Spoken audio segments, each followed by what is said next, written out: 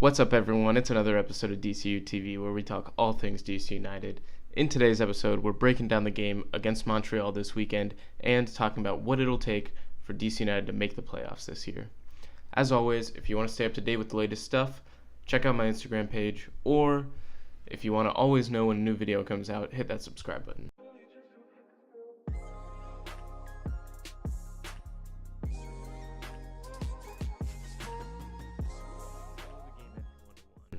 It was a draw, 1 point for DC United. It takes away 2 points from a team that's occupying an Eastern Conference playoff spot, so, that's a positive.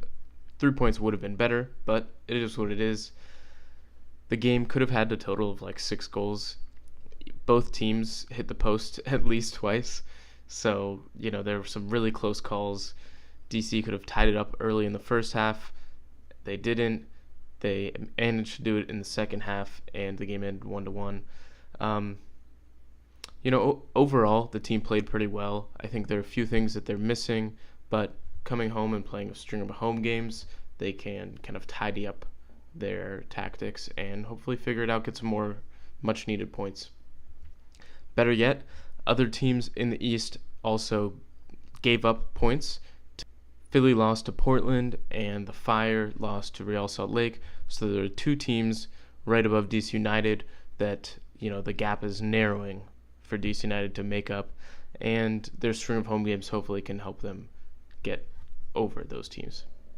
So to get in the playoffs, DC United basically has to average 2 points per game for the remaining 15 games of the season. But on the bright side, 12 of those 15 are home games. So they'll have time to implement things in DC without being on the road a lot. What I think needs to be done is Arriola to play centrally next to Acosta. You have Asad, you have Stieber, and then you have Rooney up top. And those front 5 can really press the back lines of every team we play. We're playing at home. We have to make it an intimidating, tough place to play for our opponents, where we're going to press them when they have the ball, press high up the field. And then you have a guy like Mattocks who can sub off. He can sub on the field for Rooney if he's tired, for Stieber, Asad, someone on the wings or up top, and continue that energy and that press up the field, because DC has the attacking talent to run. They have the energy, and they can put pressure on those midfielders and the defenders of the opposing teams, win the ball, and they have the quality to score goals. We've seen that.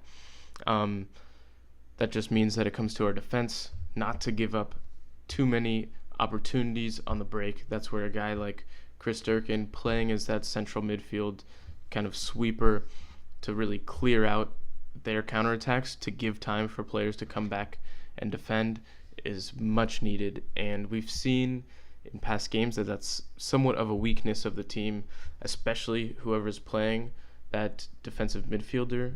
I've seen Durkin a lot of times chasing the ball back, and he ends up fouling a player. So, those are things that have to be worked out. But if we really want to push as hard as we can to get these much-needed results at home, I think the front 5 have to be pressing. Arriola in the center to be up and down, because he just has that work rate to get up and down the field. If we can do that, I don't think it's completely out of reach to average 2 points and hit that 45-point mark this season. It basically comes down to winning 8 of the 12 home games and then 1 of the 3 road games. And one of those 3 road games is in Chicago on the decision day, and that's a winnable game for DC United. So do I think DC United can get into the playoffs? I wouldn't bet my own money on it, but it's not undoable for the team.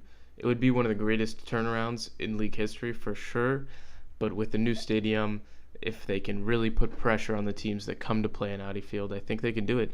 And especially if before this trade window closes in the next couple of days, they get some defensive reinforcements, I'd be much more confident that they'll have the ability to really get those much-needed results at Audi Field. So there's my thoughts on it. Comment down below and let me know what you think DC United needs to do to get into the playoffs. If you think it's going to happen or not, let me know down below. And as always, hit that subscribe button to stay up to date with the latest DCU TV content.